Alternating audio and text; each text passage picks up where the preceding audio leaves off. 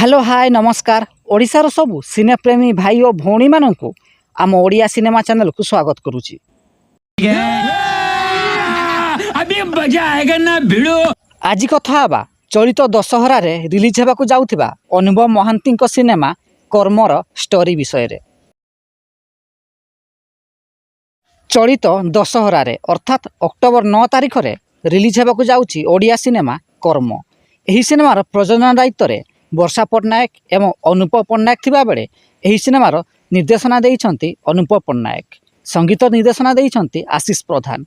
एही सिनेमार मुख्य भूमिका रे अनुभव महांती एवं सूर्यमयी को देखा मिलिबो।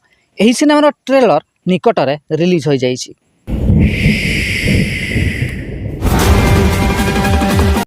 तेबे एही सिनेमार ट्रेलर स्टोरी विषय रे किसी जना पडु नथले मध्य ट्रेलर लगुच अनुभव महांती डबल रोल रही।